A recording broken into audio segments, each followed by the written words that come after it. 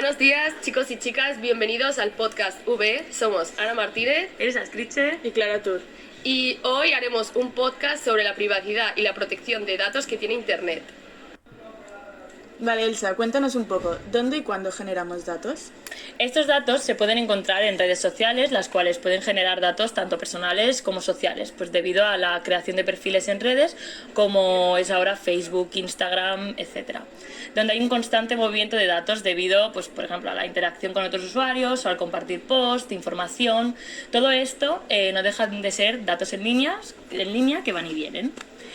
También en aplicaciones móviles, donde se puede obtener datos mientras estás haciendo uso de ellas, por ejemplo, tu ubicación, cuáles son tus preferencias, etc. También en juegos en línea, en los cuales se extraen datos y estadísticas y tus interacciones con otros usuarios. En blogs o páginas web, donde cada post o información que tú subes pues genera X datos. También en comercios electrónicos, ya que el hecho de tener una tienda online, cada compra que se realiza genera datos, como por ejemplo productos más demandados, datos de la clientela o historial de pedidos. En formularios en línea también, donde se recopilan datos con encuestas, en correos electrónicos, que generas una gran fuente de datos cada vez que recibes o envías uno. Vale, Elsa, ¿y estos datos que generamos los usuarios, quién los posee?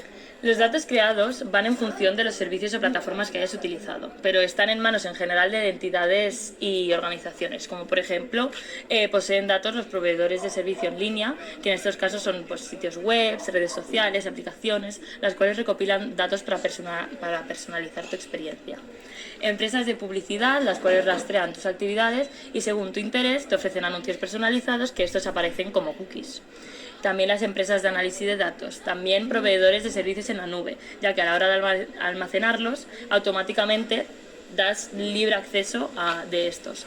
Instituciones educativas, donde tienen acceso a los datos generados a través de estos servicios. También terceros y aplicaciones conectadas, como por ejemplo cuando inicias sesión en Google y lo haces desde otra app, los datos van ligados y automáticamente pueden tener acceso a ellos también. Y también gobiernos y autoridades y demás. Vale, ¿y estos datos que generamos constantemente están seguros?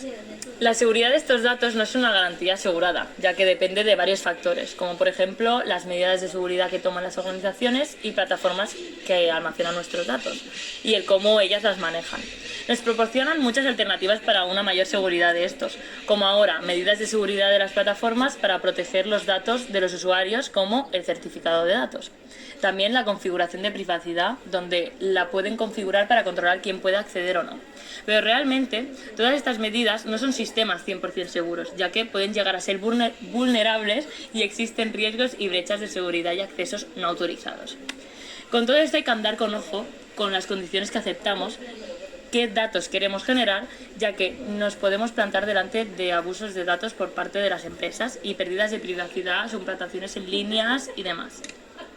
Perfecto, Elsa, muchas gracias. Ahora vamos contigo, Clara. Entonces, ¿nos podrías explicar qué datos están en posesión de terceros y dónde?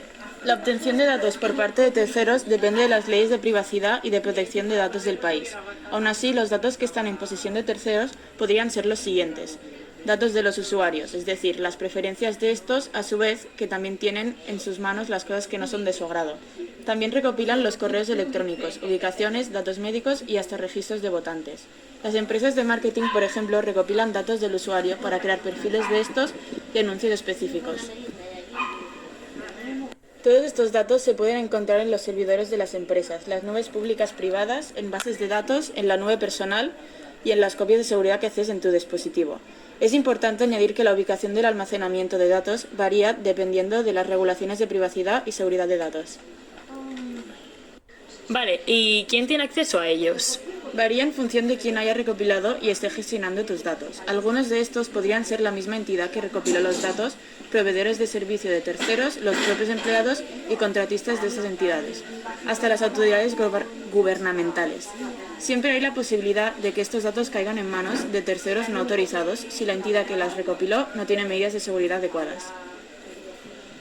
Vale, entonces, ¿las mismas que hacen un seguimiento de nuestra información son las que tienen acceso a ellas? Sí, exactamente. Las mismas entidades que tienen acceso a mis datos son las que hacen este seguimiento de ellos. Los principales agentes son empresas en línea, agencias gubernamentales, proveedores y redes publicitarias.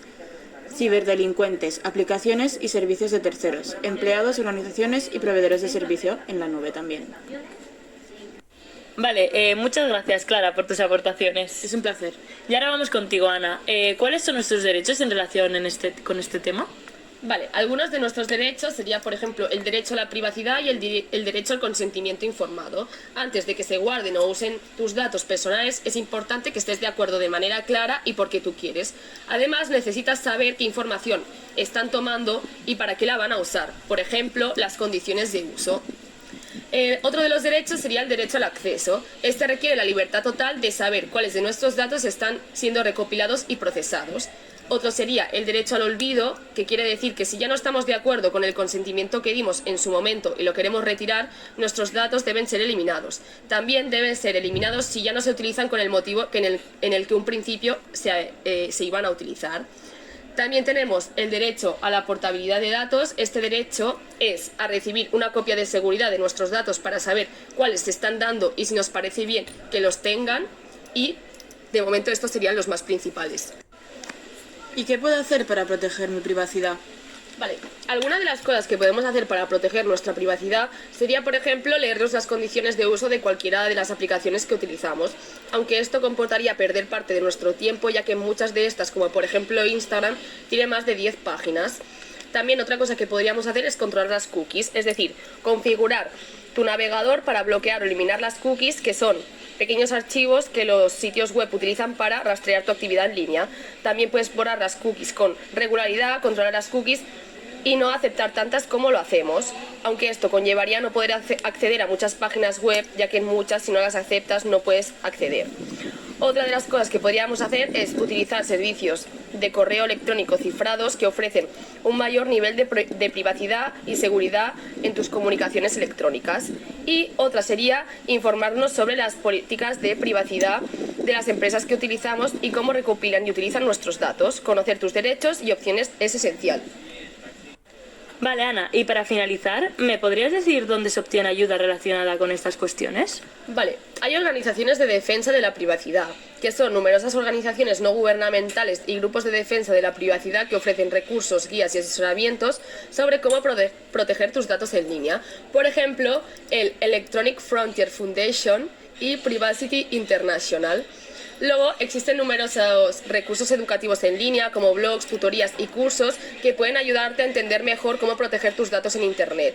A menudo estas fuentes proporcionan consejos y mejores prácticas. Muchos gobiernos y agencias gubernamentales proporcionan también información y recursos sobre la protección de estos datos en línea, y en algunos países ofrecen líneas de ayuda de seguridad cibernética que pueden ayudarte en caso de problemas relacionados con la seguridad de tus datos en línea, pues te ofrecen asesoramiento y orientación sobre cómo manejar posibles incidentes de seguridad. Bueno, pues eso sería todo, chicos y chicas. Muchas gracias por escucharnos y recordad, hay que vigilar con los datos que ofrecemos e informarnos en lo mayor posible sobre nuestra seguridad. Nos vemos en el siguiente podcast. ¡Adiós!